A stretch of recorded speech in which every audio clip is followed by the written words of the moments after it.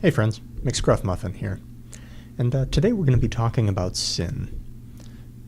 Probably not the most fun topic of your week, but I think it's something good to reflect on.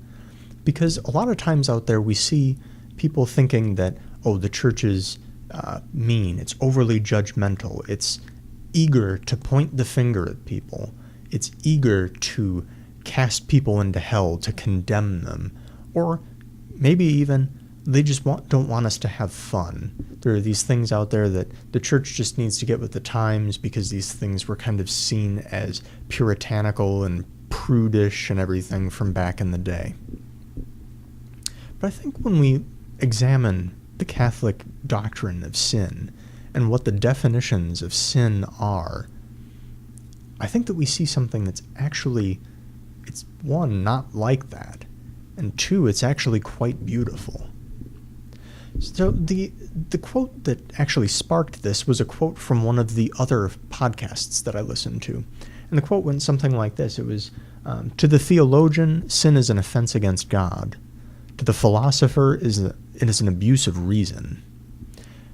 And when I listened to that quote, I thought, man, that's an interesting statement. I have to chew on that a little bit. So naturally, I went to the Catechism. So the Catechism of the Catholic Church has an entire section on sin and mercy and everything. It's Article 8, which is on sin. And paragraph 1849 begins the definition of sin. And in that paragraph, I'll just read it here. It says, sin is an offense against reason, truth, and right conscience. It is a failure in genuine love for God and neighbor caused by a perverse attachment to certain goods. It wounds the nature of man and injures human solidarity. It has been defined as an utterance, a deed, or a desire contrary to the eternal law. All right, let's unpack that a little bit. So that first sentence, sin is an offense against reason, truth, and right conscience. That's the second part of the quote that I mentioned at first. When the Greek philosophers looked at the world and they started to think about human existence and what makes human existence good, they started asking questions about virtue and about vice. A lot of times on the lips of Socrates through the writings of Plato, we see the question, what is virtue? What does that even mean? What is it to live a good life? And I think that's an admirable quality, to ask that question. There's actually a professor at my college back in the day who would put up on the board, this was always the assignment for his students, or one of them at least, and it was, what makes a good human existence? And how am I living that? That was the question that his students were to think about and journal about throughout the course of the semester. And I'm sure that was interesting. I didn't actually have this professor, but I'm sure that it was interesting for the students who did, because those are very good questions, especially at such a formative time as college. And it'd be interesting to see how the answers to that change over the course of the semester. But anyway, back to the Greek philosophers. When they're thinking about things, the question on their lips, the motivation behind a lot of the philosophy that occurred in Athens and in other places was, how do I live a good life? And when we look at it, that's the foundation of ethics. When we look at ethics courses in college and elsewhere, the fundamental question of ethics isn't, what do I do that's good? What is good and bad? What is evil and goodness? Or anything like that. It's often framed like that, but that's not really it. I think the fundamental foundations of ethics is, how do I live a good life?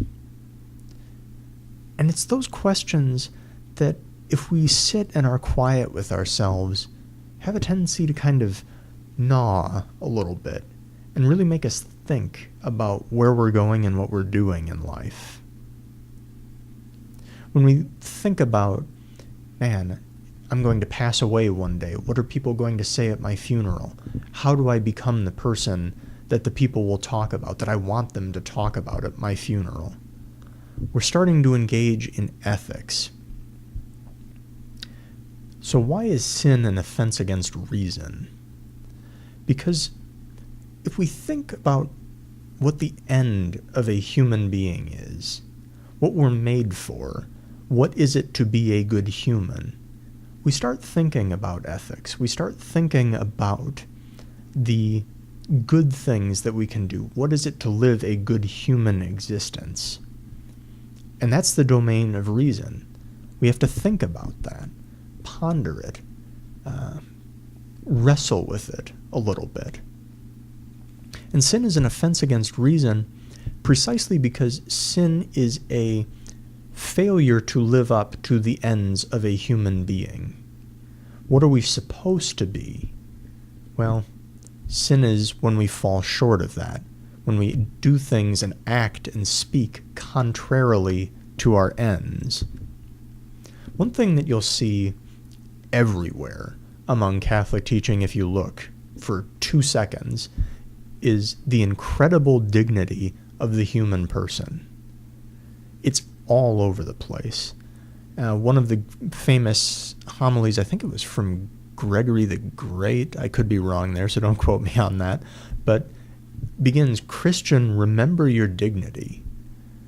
That the human being, the human person, is created in the image and likeness of God, that the divine stamps himself into every human person. When we sin, it's not simply falling short of that, it's marring the image of the divine within us. That's why it's an offense against reason. Because in failing to do the good, we have failed to live according to our end. The end, by the way, is communion with God, to be partakers in the divine life. So from the philosophical perspective, we have sin as an offense against reason. Now what's the other part of that? Let's go to paragraph 1850 in the Catechism. It says, sin is an offense against God. It's quoting scripture here, "Against you, you alone have I sinned and done that which is evil in your sight." Sin sets itself against God's love for us and turns our hearts away from it. Like the first sin, it is disobedience, a revolt against God through the will to become like God's, knowing and determining good and evil. Sin is thus love of oneself, even to contempt of God. In this proud self-exaltation, sin is diametrically opposed to the obedience of Jesus, which achieves our salvation. All right, let's break that down. So sin is an offense against God.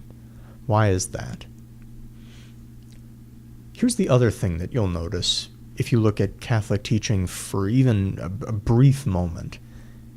It is about the fatherhood of God, a God who loved us first.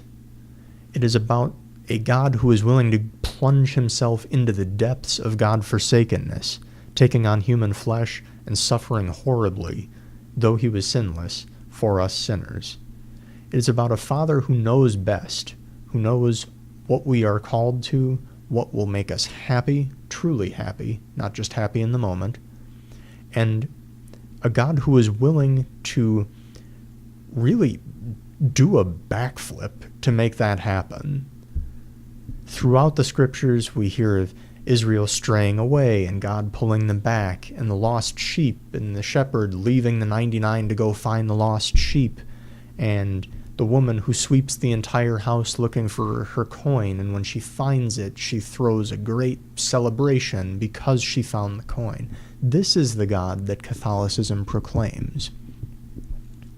So when we think about sin, a lot of times we think, oh, prudery, we think Puritanism and rules and preventing me from having a good time and all such as that. When in reality, that's not the case.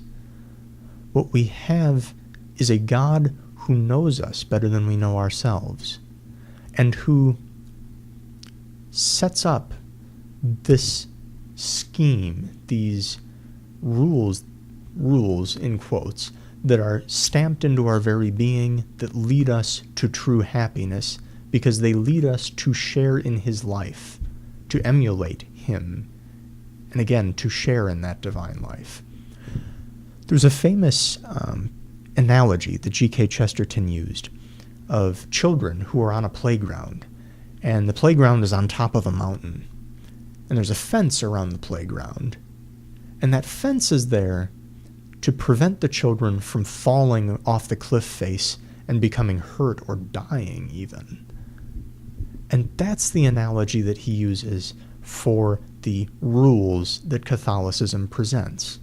It's not to pen people in. It's not to barricade us in and prevent us from experiencing the truly good things in life, or to explore these strange new frontiers that we might not have and that we're trying to be kept in ignorance or anything like that.